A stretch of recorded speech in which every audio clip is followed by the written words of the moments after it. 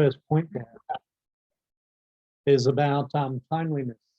Okay, so getting there to your duty on time. Okay, and having a look at the score sheet there, getting hold of it. And what we look at then is the next thing, what we like to term workroom responsibility. You know who your referees are going to be in your duty team.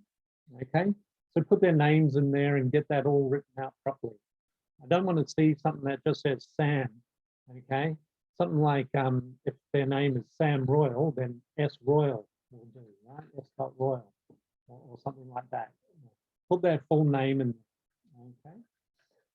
When we talk about collecting materials, well, BQ supply a lot of those materials: pens, the coins, the cards, the ruler, even a calculator to help you add up if you don't know how to add up. Okay. There's a part in the score sheet as well, which we like to call, well, some people call the initials grid. That's where mainly the line judges sort of sign up and things like that. So just put in their name or their initials into that sort of little box just for the line judge. The rosters, okay, is about checking the players and the coaches. Okay, you have two teams in front of you. You might have Norths and UQ. Okay, so with the players there, you check that you actually have a score sheet that says that you've got Norths and UQ on the score sheet. Make sure that you're at the you've got the right score sheet for the right match in front of you. Give the player or the coach that players list so they can go through and check their players. The ones who are not going to be there, they can cross off. The bylaws do allow them to leave that right up towards the end of the game. Okay, you don't have to follow the procedure of crossing off a player who's not there at the start of the game at the start of the score sheet, at the start of the match on the score sheet. So you can wait for a little bit there. Another important little bit there, right at the beginning of the game, is to sort of get those coaches and captain signatures on the bottom of that team roster. Now that team list, okay, we'll go have a look at it in the next couple of slides, and we'll show you where we're talking about with those coaches and captain signatures. Also, it's about, and you're a scorer and having enough time there, just as David talked about, is just sort of being aware of who's won the toss, which side is serving first, which side is on, which team is A and which team is B. Okay, making sure you got the team names in there, don't confuse them. Make sure you got the set number down. Okay, so when you have, as a scorer, and you first receive the lineup to record into the score sheet, actually have a look at the numbers on that lineup, and make sure that they're actually listed in that roster for the players. Okay? If there's a number 12 in UQ's lineup, but there's no number 12 in the players list, that has huge implications on the eligibility of players. Don't just take those lineups on face value, so check it up. If you can't read a number, let's say somebody wrote a number 9 and it looks like a number 7, then give it to the second referee to give back to the coach to write up properly. Don't make the change yourself. Don't, even if you're the second referee, don't make the change yourself. Give it to the coach. It's their responsibility for the lineup. Okay. Then record that lineup properly on the score sheet and check for proper alignment. When I talk about check for proper alignment, at the start of a set, when you have your players listed out from positions 1 through to 6, you go through, just like the second referee is checking the lineup, you through as a scorer will also check who's in position 1 in relation to your score sheet. Who's in position 2, position 3, 4, 5, and 6. Okay. But the key element is to work with your second referee. Get your second referee to help you get a lot of that admin all set up before the set or the match begins. Okay. Give yourself more time, get the detail in there, and that way you're not racing at the end of the match because you have to do a game afterwards and you want to warm up, or you want to go home, and that make sure you've got the time and get all that detail right at the beginning, and then it'll just set you up for success. Okay.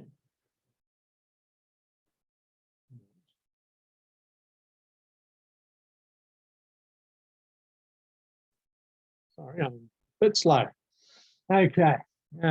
So like I said, the team list, okay, check out the names of the teams, make sure that they're sort of thing. So in this case, we've got BBC versus Monsoon. Okay. And then the names of the players, they go in here. Okay. And it's sort of written like that. You don't have to write a lot of this because a lot of this is already pre-populated for you by VQ.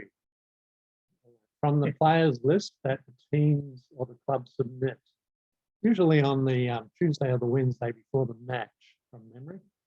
Okay. So hopefully you won't have to write in some of those names. But if a coach is sort of like only say has 6 players on that team list and has another 3 that they've brought up, maybe from a under-19 team, and they're coming up to play in a Division 1 sort of competition for say BBC, and they handwrite a couple of them, at least make sure that it's legible and that the names can be read. Okay. So, and if they don't, get the second referee to get the coach to rewrite it neatly, please. That has a lot of implications further on down the track about eligibility of players, okay, or who can play for what and then what competition or what final and what division later on. So it's kind of important that we get that part right. Help the clubs or help the other teams get the admin right. Okay.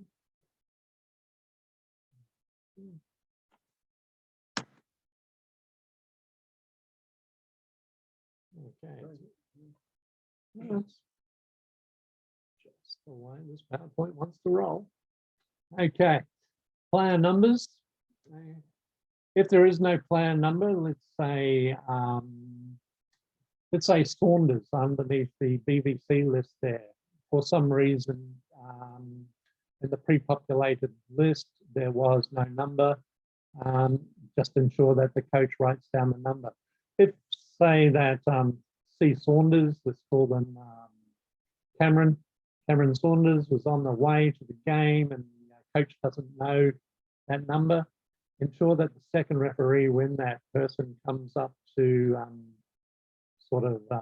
comes into the game a little bit later, let's say they were delayed for traffic or whatever, and they're coming in the second or third set.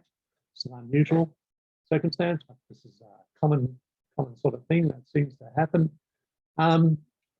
Get the second referee to get the coach to be proactive to come and add that number before that player takes court into there. Okay, so if Cameron had to substitute on for that Boyd, number 10, later in the game, at least you got a number and you can see what's going on there, and then you check to see if that substitution is legal. Okay, and then you're not delaying the game. And when you delay the game, teams get frustrated. I don't know why. Anyway, coach's signature. When the coach is happy with the list, get them to sign at the start of the game. Okay, even before the toss. At the end of the toss, okay, this is another part of your prep, is that you make sure that you've got your scorers in there. Where you see in that row where it's got the word adult, in the PVL score sheets, you will see that the one will be the assistant scorer. You don't have to add a name into the assistant scorer, but yeah, if you've got the signature and you want to be full of detail, please add. Okay. Now, add those names, but those signatures don't occur until the end of the match. Okay. So when you sign it as a scorer, you are signing saying, yep, I've done everything here. It's right. This is my work. I'm proud of it. Okay, second referee will check it. First referee will check it. Okay, so there is 3 checkpoints: the scorer, the second referee, and the first referee. So really, some of the small details should be picked up by one of those 3 in the duty team.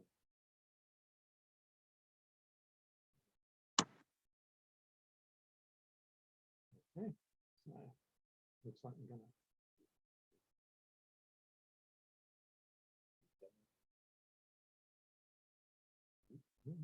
It's different. Okay, after the coin toss, get the captains to sign it.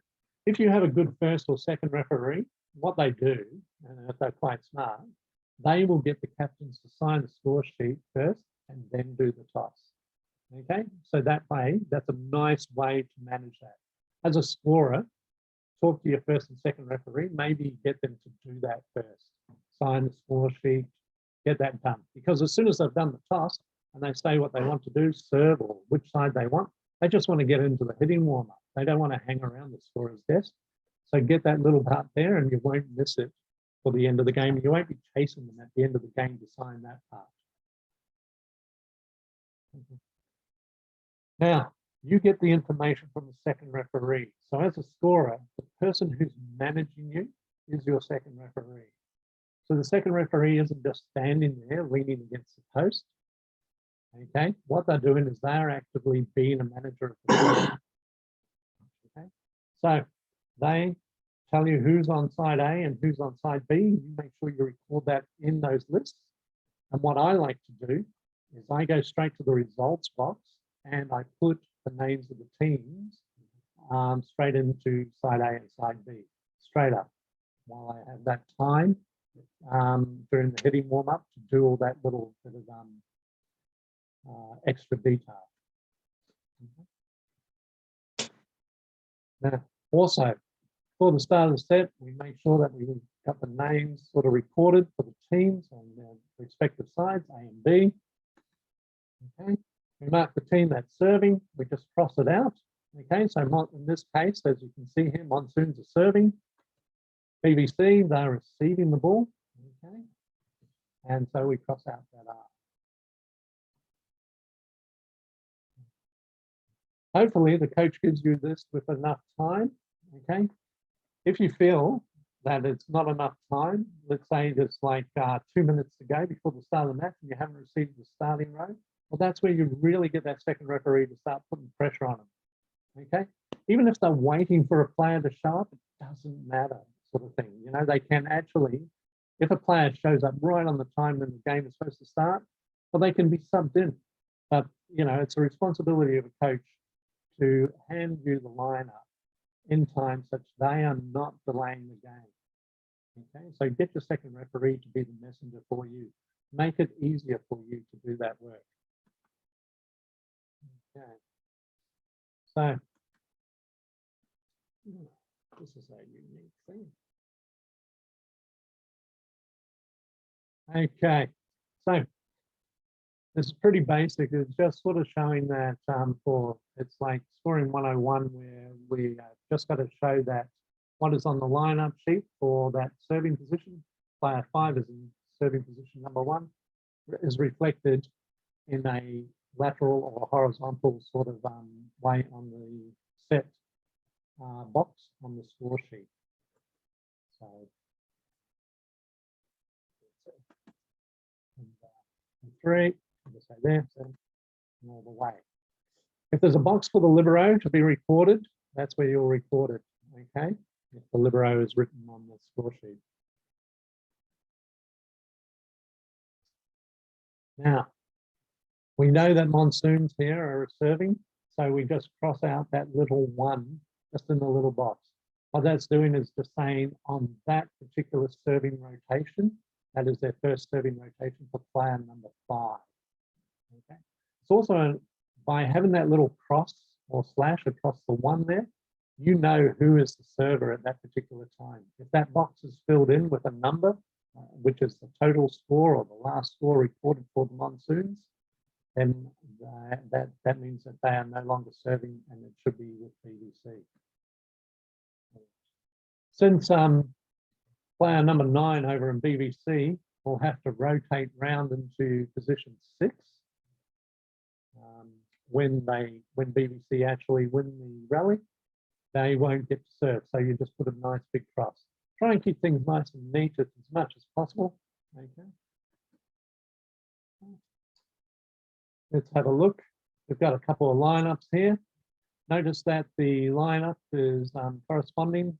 You have player 5 on the monsoons in position 1, 3 in position 2, 7 in position 3, 1 and 4, 9 and 5, and 15 and 6. And alternatively, if BBC 9's in position 1, 6 and 2, 12, supposedly the middle hitter is sitting in 3, 2, hanging out at position 4, 11's in 5, and 4's in position 6. So what we do with scoring, it's pretty simple. Your job ultimately is just to record the points that's earned by each team. Okay, so after the first referee sort of blows the whistle to match, okay, if you know the game is going to start at 9 o'clock in the morning and you're sitting there waiting, just put that in. Okay, let's say monsoons actually score a point when the rally, so you just cross off that point. Look for the highlighted points. Well, they got 2 in a row. BBC are taking their time, they're slowly warming up. Okay, BBC, they've gone there. Okay. So what you do is you record the total number of points that Monsoon had at that particular time when they lost the serve. In this case, it was 2. Alternatively, on the other side of the set box, as they've rotated around, you can see that player number 6 is there. It's their first serve on that rotation, so you cross it off. Give them a point for earning the right to serve because it's rally point system, and move on. We'll assume that BBC got very excited, served that way up the back. And, yeah. So it's, if they say, let's say monsoons at the start of that set, just serve straight into the net, where you had player number 5 recorded as 2, and then you just recorded as 0 because they didn't earn any points. And that'd be exchange of rally on 2. Anyway, moving on. Monsoons, they scored a point. They've got 3. BBC, they're keeping in the game.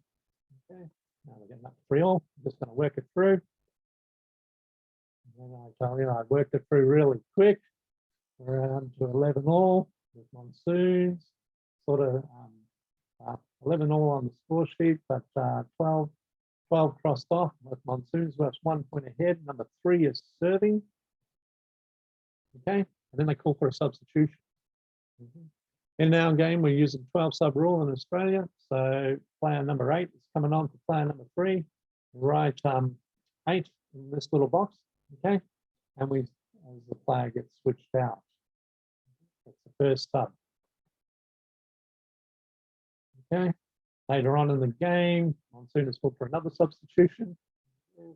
8 came back on for 3 at one stage. Now 8's coming back off for number 3. Okay, this is their third entry. Now, a player is only allowed to enter the game 3 times, and starting counts as one of your things. So what you do is you circle that third entry. Okay, so if number 8 came back on, and then it would be recorded just below that in the box, just below number 3, you would circle that as well. Okay. Timeouts. Okay, some people get confused about how or where to record the timeouts and which score goes first. Okay, so the team that calls the timeout put their score down first and then the opposition score. It's a pretty sort of thing. So BBC has called for a timeout. So you put their score down first, 13, up against Monsoons, it's 18. Moving on through the set, we're coming up towards the end of the set. Okay, so Monsoons just pipped ahead, beat BBC by about 2 or 3 points. Okay, the final score is 25-22 in the set. There's one whistle, you can record the end. Time. What you do is you put on, circle the numbers for the final thing. So you will circle 25 and you circle 22.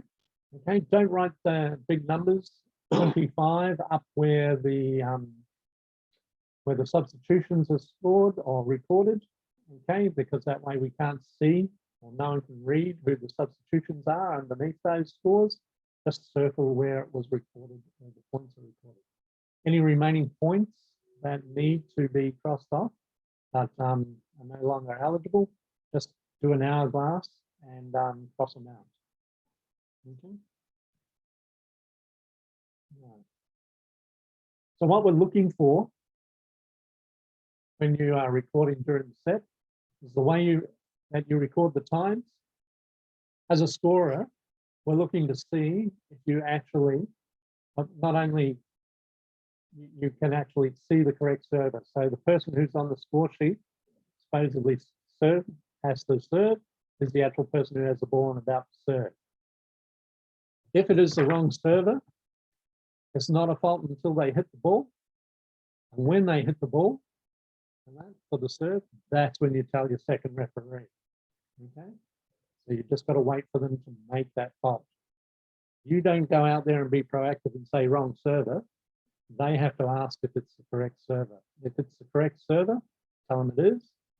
If it's not, tell them who is the correct server and let the team put themselves in the correct rotation. Okay, we're going to see if you check the box for service. We're going to look at how you record that running score. That's those slashes and everything, and in those boxes underneath where we record the substitutions. We are looking to see if your substitutions, we are checking to see if they're legal. If they're illegal, well, that again, fines and eligibility. Okay, we're looking to see if they're recorded correctly. So if you've got 3 subs circled, use proper hand signals to help you communicate with your second referee and your first referee. A good referee, a good first referee, or a good second referee will let the scorer have enough time to do the work properly. So work on the premise that slow is smooth and smooth is fast. Okay. When a team gets to 10, 11, 12 subs, tell the second referee so they can inform the coach that they are coming up to their total number of subs that they're allowed to have. And be ready, okay? So don't sit and look at your phone and check on the NRL scores or anything. Anticipate and keep an eye out because teams develop patterns when they do substitutions, particularly if they're, say, substituting a big opposite with a setter and putting on a setter for another opposite who was already on court. So a double sub, where you're taking supposedly the short guy off and putting a big hitter on and onto the net when they rotate down into position 4.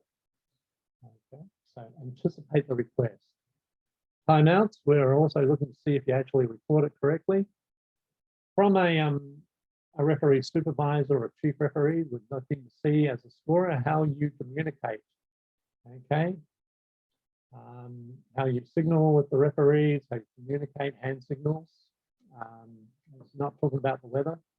And we'll also just keep constantly reviewing that score sheet as you move through. The big one, because we get to see the score sheets at a later stage, is we got to be able to read it. So we're looking at uniqueness and readability. If we can't read it, you're getting pinged. Okay, it's pretty simple because we can't determine is that a player 7 or a player 9. Okay, and if BBC didn't have a player 7, we're not going to assume that that's player 9. We're just going to find the duty team and find BBC for not having a player. And that could have consequences, particularly if that player was, as recorded on the score sheet, not in the team list, but was recorded as taking court. That means every time they step on court, they lose that set or they forfeit that set. So, get your assistant referee, assistant scorer to help you keep up with the action and communicate. That second referee and your assistant scorer. So if your assistant scorer sees a sub coming, get them to tell you the sub's coming. Okay. Right. Deciding match, deciding the set. This looks confusing to many. One of the simplest things to do, we'll talk about it in a second. We'll work through it. At the start of it, it's just like starting a match again. We do a toss because we want people to sort of have that even thing and anticipate which side they want to start on. Okay, this time Monsoon have decided to start on the left, and BBC. It's not about recording whether they're A or B in this particular case. I mean, if Monsoon was team B in set 1, well, that's what they'd be recorded as on that set point there. Okay, what we're more interested in is whether or not they're serving and receiving. Okay, and duplicate it. The starting lineups, again, get that second referee to be very proactive for you. They get right down. Okay, so as you can see, starting rotations that are on court are now reflected on the score sheet. Again, if this button works. No, that's because David sneaked in the line and is using my mouse.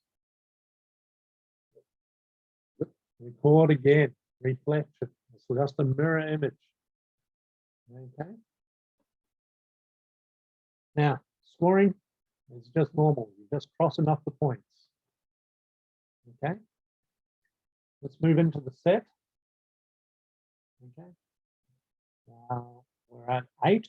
And at 8, teams change ends. Okay. And in this case, Monsoon, we're on 6. So BBC have reached 8 points. Second referee, blow the whistle for the teams to switch courts. Okay, off they go. Switch sides. Make sure your assistant scorer actually makes the manual score reflect that change as well. What I would do after I record the change of points that BBC got at the change, I record everything on the subs. I make sure everything's reflected properly. I cancel all the points that they earned. It's just one straight line. And that way I'm starting straight off on 7. Okay. Now what I like to do is I just have an old lineup sheet or a card and I just place it over where Monsoon is written on the far left of the screen there, you know, where it's got set number 5, start 10:33. I just put that over there, and that way, all I see is the 2 parts of the set where BBC is on my left and Monsoon is on my right. That's an old man trick for making sure I don't get confused. Okay, and then I just keep on going, and I just keep scoring and rotating. Okay, and I just keep the score ticking along. Just keep recording it. Do you have any questions on the 5th set or anything for during the set from anyone?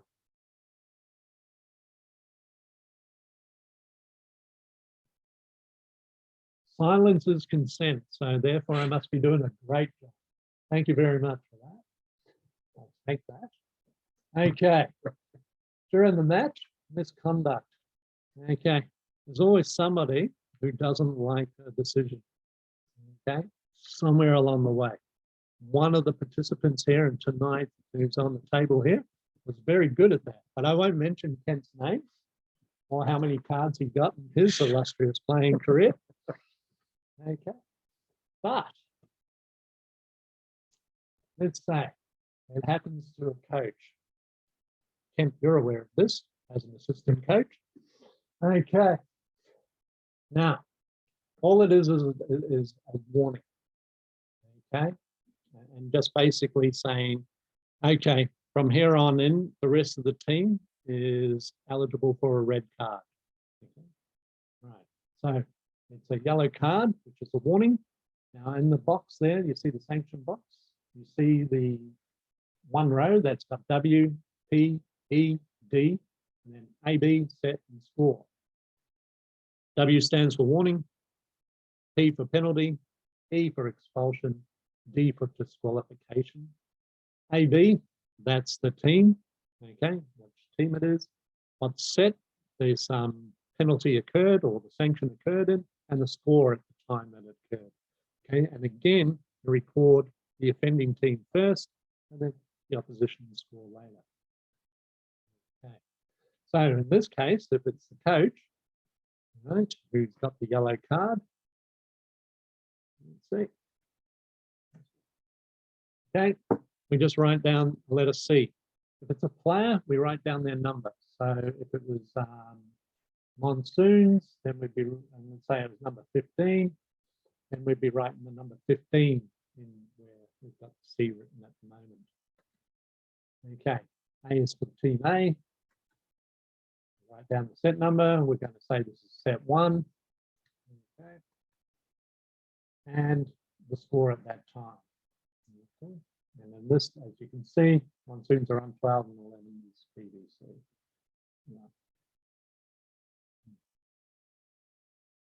Yeah. Okay. Let's say there was a red card. Now, you don't necessarily have to have a yellow card before going to a red. So please understand that as a scorer, that any color can come out during a match. All depends on what the offending player has been up to.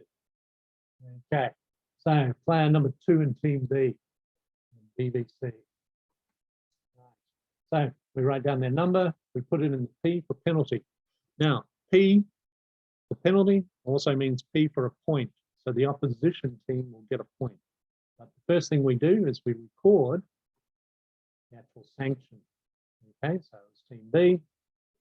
Also occurred in set 1. Just happens to be around the same rally. Okay, obviously this is something special with the coach and 2. Just assuming. And then if the team B had the serve, well, they'll lose the serve and Monsoons will get the serve. Okay, and they will also get a point. We'll make them 13. Okay. If Monsoons had the serve and BBC got that red card, then they're still just going to get the point. What you do though is you reflect it on the score sheet as not only crossing off that number, but you circle it. So it's one that they didn't really earn. It's one that was like a gift.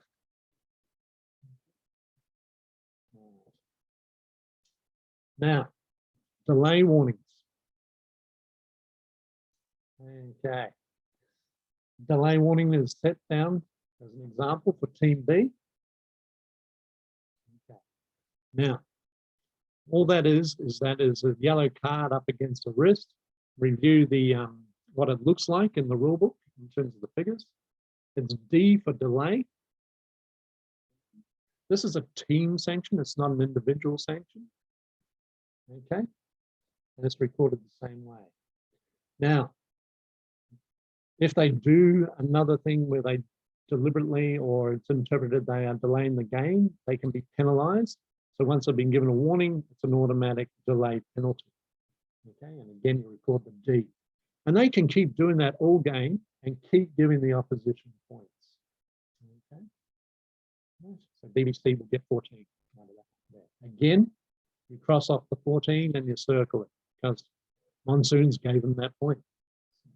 Make sure everyone knows.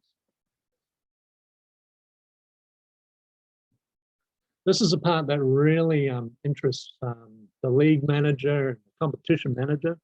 This part here, the results box. Okay.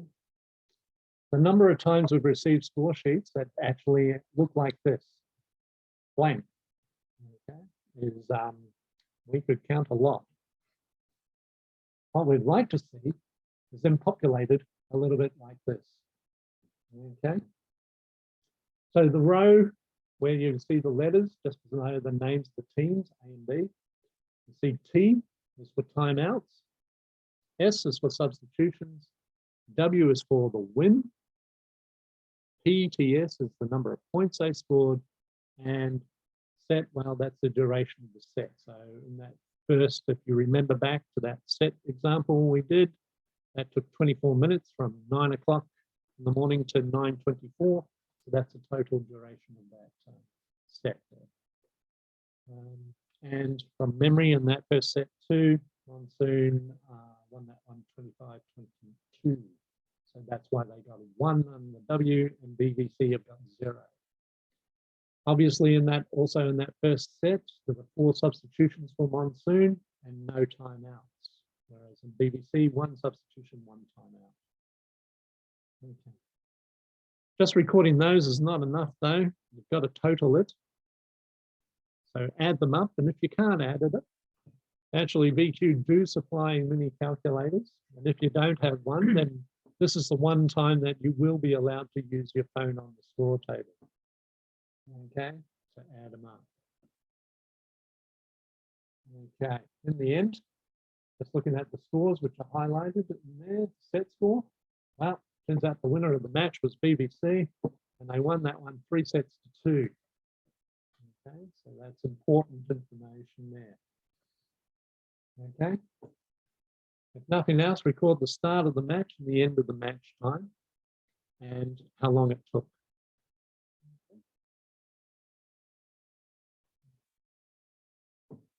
Remember how I said to record the names of the referees at the beginning of the match? Now you're allowed to let them sign it. Okay, so first you get the, I know it says coaches, it should really be captains down there for A and B. Okay, and then beautiful scrawly signatures from each of the duty team who is responsible for that.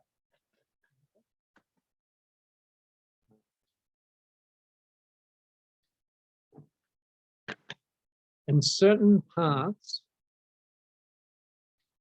of the game, something unusual will happen, okay? And as a scorer, it's just about letting the referee, or the second referee mainly, manage the match accordingly, and you just record it, record what happens. So if the game is delayed, you can say match start time was delayed, or started at, instead of 9 o'clock, it started at 9:16.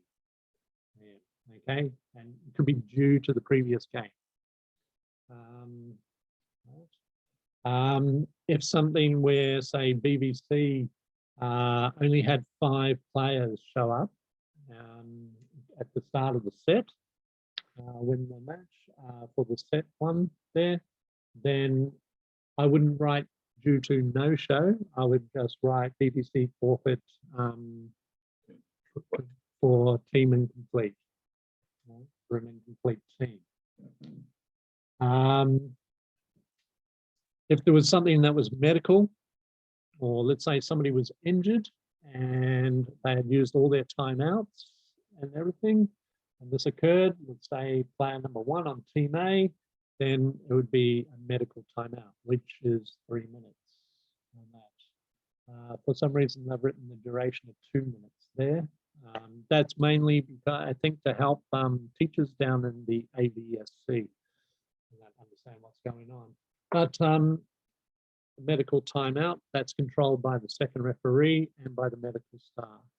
If that player is to be removed, or we need medical people in there, well, then we'd be just writing that down, or the second referee would ensure that you write that down to reflect that a player from a certain team was injured at a certain time on court. Okay.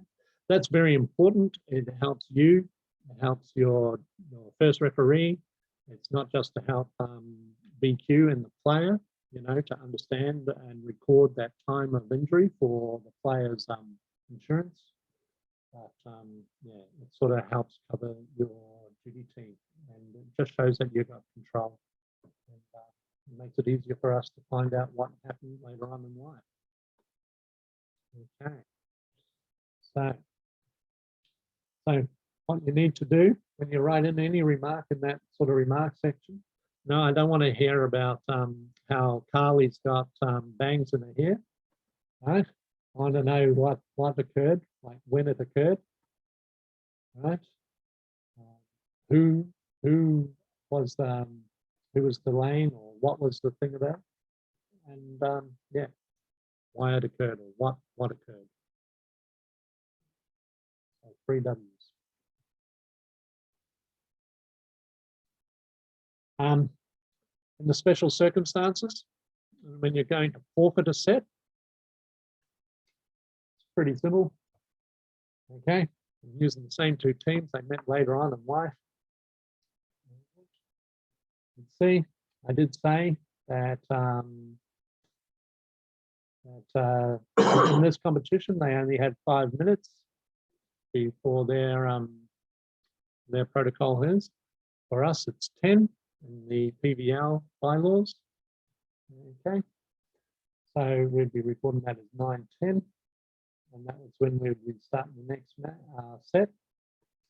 But say BBC, they're incomplete, so we give Monsoon all those points, 25-0, and that's the way we will record a forfeited set.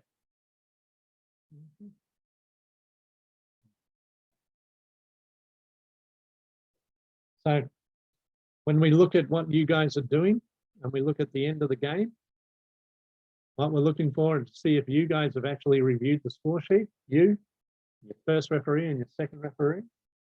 We're looking to see if you actually recorded the times, the circle blast points, you did the hourglass or the T-bars, right? You actually recorded the winning and losing teams with the scores, and you got the signatures. Not only your signature, but the referees and the captains. Okay.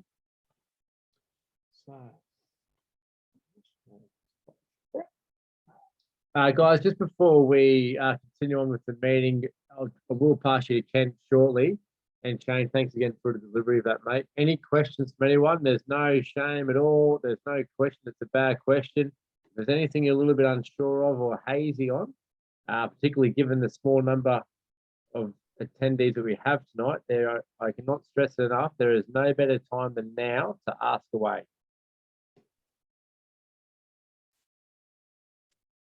So has anyone got any questions at all thus far?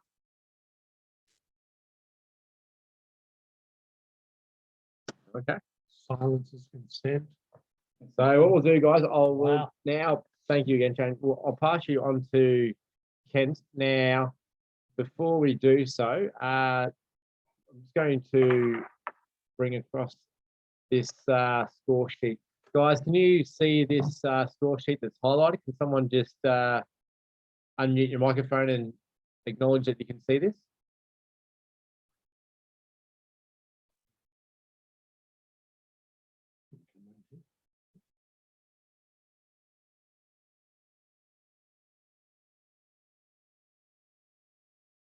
Okay, so, oh yeah, perfect. Guys, can someone just heads me up now? Someone, yeah, you can see it now. Fantastic. Okay. So Ken, I'll pass over to you, mate. And now again, for everyone's advice, this is a exact replication of how a 2022 PVL score sheet will look. It's highlighted for specific reasons. I'll pass you over to Kent now to give you some more insight into this. Okay, basically what we're running through quickly here is the areas of concern for scorers and teams. That this is the areas where you will fall down and find yourselves fined or penalised. Okay, obviously there's a little bit of colour coding going on here, and that helps you to understand that these areas on the score sheet are connected. So obviously we have a team list in blue. In the lower right-hand corner, that will always correspond to the blues that are in each set box. Okay, that is where you record your team numbers, rotations, substitutions. So if there's any errors in the team list, there will then therefore probably be errors made in the rotation box.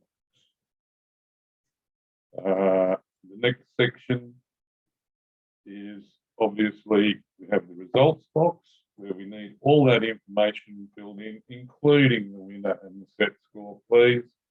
That should be the easiest part of filling out that box. That's obviously connected with the orange up the top in the set box, which is basically all about the scoring and the points. Okay. Finally, and this is something that's unique to a PVL or JPVL score sheet, we record MVPs. And the reason why this can attract a fine is it's no good having an award that nobody votes for. So every week, the scoring team is responsible, in conjunction with the first referee, to choose MVPs. The bylaws state that the 3 points is given to someone on the winning team, and then anyone else in the match can receive the 1 point. It can be from the same team, can be from the losing team, doesn't really matter. Common errors in the blue section are what we call a player not listed. We will be looking in the set box, set 1, looking at the rotation lineup. There will be a number 9. You look down in the team list, there's no number 9. So someone's made a mistake somewhere. The coach may have written down the wrong jersey number. The player may have changed his jersey. But it's quite common for the scorers not to have bothered to check. It's your responsibility at the start of every set to check that starting rotation with the team list. That is realistically the most important part of that section. Okay, and it's the one that we get the most fines for every season. Okay, so it can clearly, easily be avoided just by a simple check. It takes less than 5 seconds, pretty much. All right. Now, no one's ever going to get penalised for not being able to add up correctly. So do your best with the totals. That's great. We have things these days called computers that we enter information into, and usually it does it for us. Okay. Please make sure that winner and the set score is there, because that's information that we have to enter into the computer. And again, the MVPs. Right, 3 fairly simple areas to cover and check. And as long as you're doing that, and all of this information is actually on the Scoresheet checklist, which is attached to every PVL bench. So it's right there at the site. Okay. I'm happy if anyone ever wants to contact me about any of this, just shoot me an email, give me a call. Happy to explain or expand, but yes, I don't really want to be finding you guys, but the big thing is that we have to spend a lot of time with these score sheets after the game. There are literally now 70 or 80 score sheets every week that have to be reviewed, and we can't afford to spend more time on them than we really should do, because it's a lot of work. Okay, and that's the reason why these penalties exist, is that you're making our job much harder by not doing your job. So help us to help you to help us. Thank you. Thank you, mate. Guys, any questions from anyone? I just wanted to give you a couple of seconds. If anyone has got any questions regarding Kent's section, fire away. Has anyone got any questions at all in this space?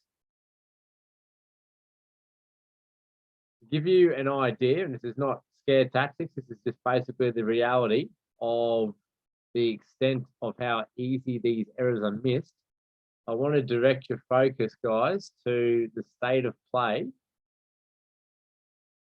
Play not listed, play not listed, lib not listed, lib not listed, and it goes on and it goes on and it goes on. The scary part about the fine scenario from last year, that's the figure that clubs racked up, $4,620. That 6 is round 6.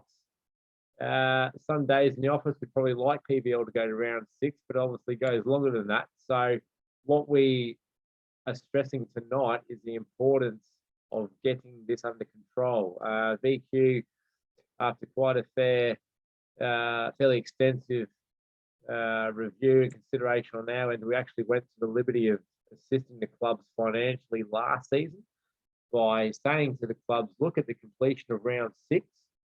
We will waive score sheet errors. So things such as your play not listed, they were waived. Things also such as libero not listed, waived as well. In the most respectful and loving way to you all, those of you who have taken up the effort and have been good enough to jump on tonight's call, now that we've rolled out the complete season of going from points fines to now monetary fines, as we've notified on more than one occasion towards the back end of last season, we will be bringing in a penalty register every single week that will go out to all clubs in the email, along with the score sheets. So we're very serious about stamping this out, given it's the top level volleyball played in Southeast Queensland week on week.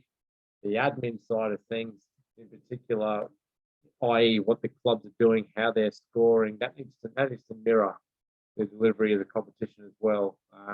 We strive for perfection in VQ. We need the clubs to do the same in this space. And I can't stress enough of how accurate Kent is in his feedback. The more times we come across score sheet errors, it prolongs results being finalised, the ladders being finalised. Fundamentally important, particularly at the back end of the year, when you might have a couple of round robins completed in a div, and then basically we then transition into finals. We can't stress enough, perfection, diligence above all else in the score sheets absolutely makes all parties accountable. It makes VQ's life easier. We do hope that obviously these score sheet webinars provide the assistance in that space. Guys, any questions from anyone regarding the summation of fines, PVL round 1 through round 6 last year?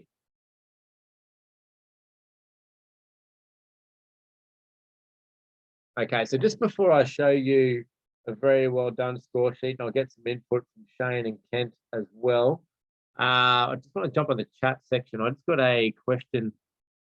Shane, I might let you lead on this one. This one comes from Steve. So just as a recap, if a point gets reversed due to first ref changing, who was awarded the point? How is it reflected on the score sheet? It's a good question, Steve. I'll throw it to Shane to provide response, mate. So Steve, I'm assuming that you're saying that the first referee has changed their mind or changed their decision because supposedly they got new information and have reached the right point.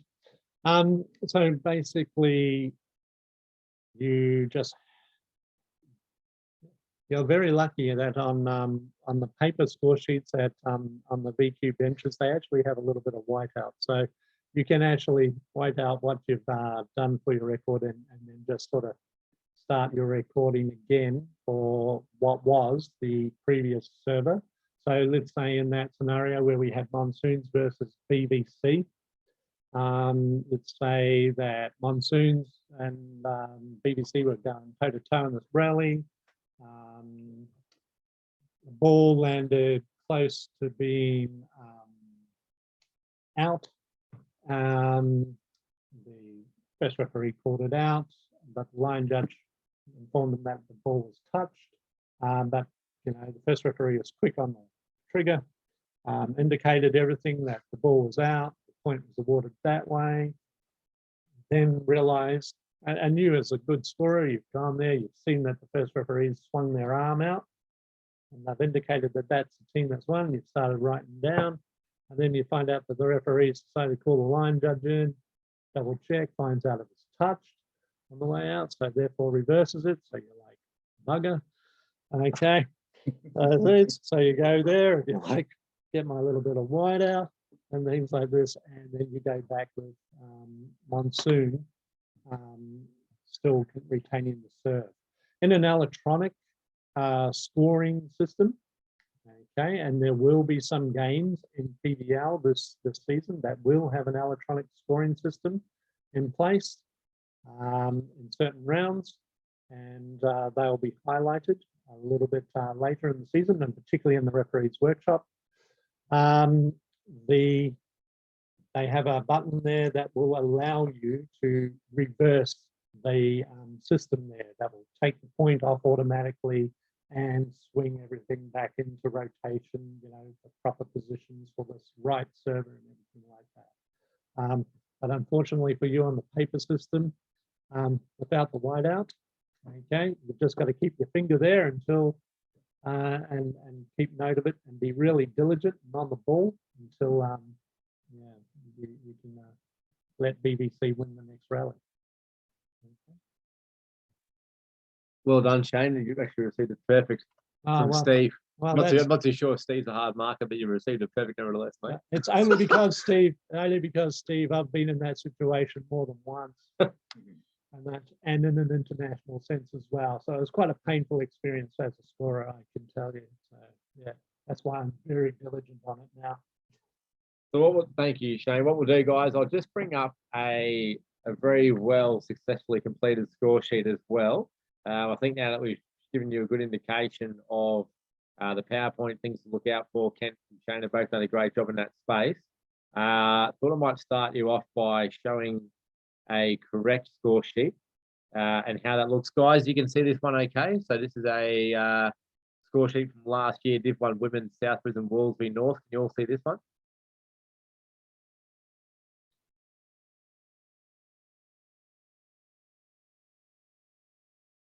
Yep, okay, thank you, Cliff.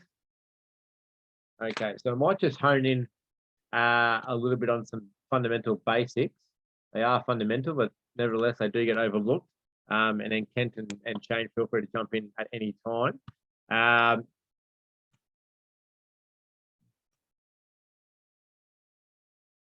So starting with one thing that Shane was touching on earlier, guys. This is the start of his PowerPoint presentation. He's absolutely correct in what he was saying. You know what? I kind of hope so. Correct. Don't want to lead them astray. The one thing I do want to flag is the team list. So as you can see, as a percentage, you basically got about 85% of this team list as a total is pre-printed by Q, pre-printed by VQ. There is a catch to this. The clubs actually have to provide their team list in a timely manner through our affiliates online system as well. Clubs are doing a good job of this, but we still come across some gaps. Can't stress it enough, again, to make your life easier and ours. Highly advised for clubs and all teams in all divisions of their club to have their team list finalised, inputted into AOL prior to the season commencement. A couple of things I wanted to show you. So, again, this is a well done score sheet. The first thing that I see, I don't see in most score sheets, is this section here. They've done a good job of listing the libero consistently. As we can see, it's been the same lib across the 3 sets for both teams. Here's another thing I wanted to flag as well. As Shane was mentioning earlier, the cross is here. So with Wolves serving, the duty team, Elite, have done a good job of doing that consistently across all 3 sets. The set scores are also demonstrated. The timeout is also demonstrated. So they've done a sound job. Just show you another couple of items. So Team A, Team B, it's consistent. It marries up. A is Wolves in the results box. B is North in the results box. As Shane was mentioning earlier, very important for BQ, in particular Kent, so he can get through the score sheet sufficiently so as to having to manually add up the scores. They've done a great job here. Timeout, subs, set wins. Whilst it's been a 3-0 pounding by North, they've obviously aimed up pretty hard in this game. The duty team have done a great job of populating this entire section, which is critical. MVPs, again, 3 points to the player from the winning team. Yes, and they've done 1 point to the player from the losing team. Shania Hewitt is a Wolves player. Lions person's done a good job as well, along with the team captains. Areas of concern is as follows. So before I jump into a score sheet that hasn't ticked all the boxes, so to speak, any questions on this one that you're seeing? Now's a good time to ask. They have not varied at all between PVL 2021 and PVL 2022. What you're seeing here now, guys, is quite literally a replication of what will be on your score benches, obviously blank, for the 2022 season. So any questions in this space, guys? Anything you guys want to add? No? Happy days? Okay. Now I want to direct your focus to a score sheet that doesn't quite hit the mark. Good effort, but again, there's gaps. So this is a classic case of a player not listed score sheet. So just let me try and zoom in a touch. I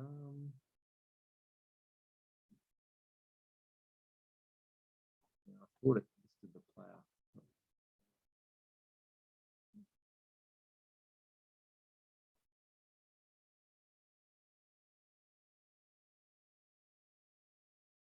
Just give me a second, guys. I just need to work out which player was not listed.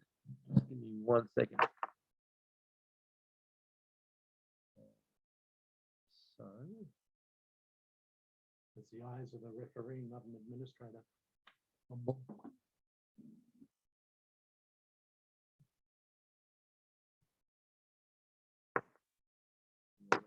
not listed. So this is round.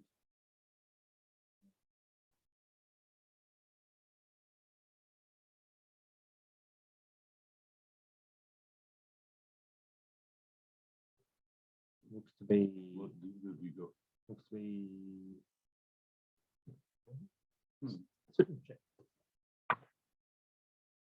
Okay, so this is div 3 Redmen.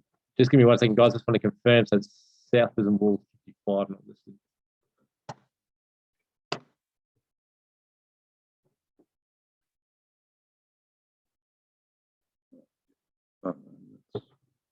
Well, you've got dragons and sharks, mate, so you're not going to find it here.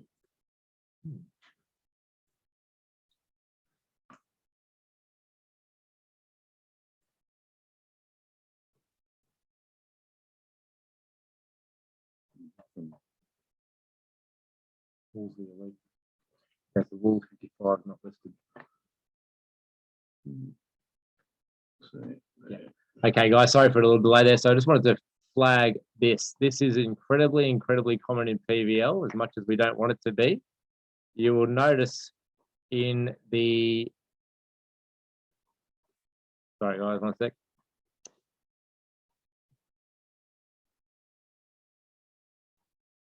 So you'll notice in the Wolves team list that there is no player 55.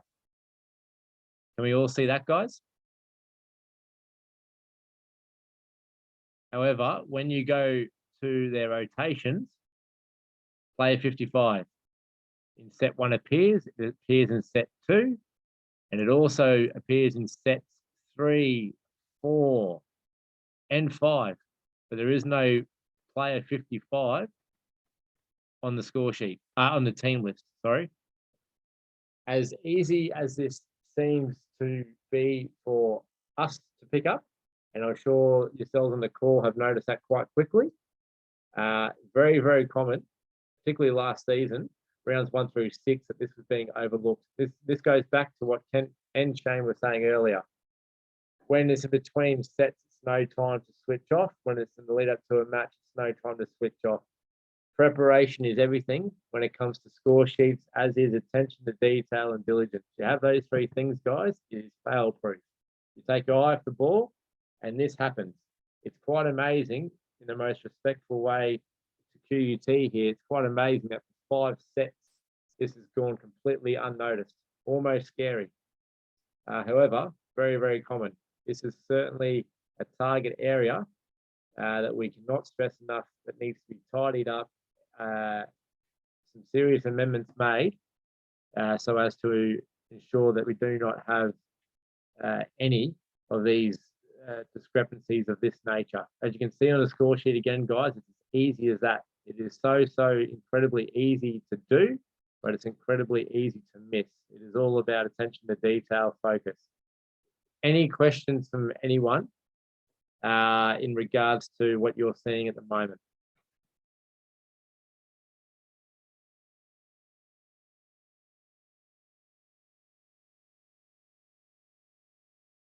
We're all under control there, guys. Okay.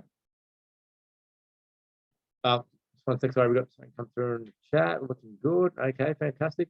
Guys, before we wrap things up, I just wanted to throw it back to you. Is there anything that you saw tonight in the PowerPoint presentation or the score sheets or the fines document where you thought a little bit unsure? Now's a great time to ask.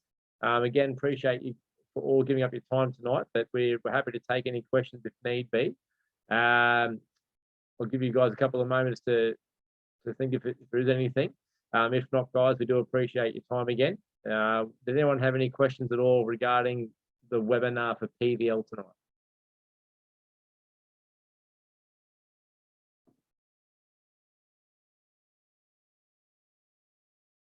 Okay, so Cliff is asking, this is the one for yourself, Ken? Yeah. So for everyone's advice, Cliff is asking, does the duty team or the team at fault pay a fine? In most cases, it's both, because obviously one team's made the error and the other team's compounded it by not picking it up. Occasionally, realistically, you can clearly see that it's only the duty team that's made the error. And in those instances, then neither of the playing teams are fined, just the duty team. The duty team will always be fined, regardless. It's just a matter of what evidence we can ascertain regarding what the fault is and which team committed it. Okay. Yeah, excellent. Any other questions for anyone, guys, before we wrap up tonight?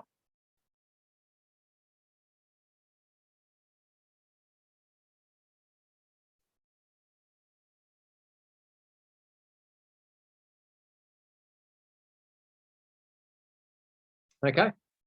Well, thank you again for your participation this evening, guys. Thank you to Shane and thank you to Ken as well for your input. We wish you all the best of luck in the upcoming 2022 PVL season with your respective clubs, guys. Stay safe and we'll speak to you soon.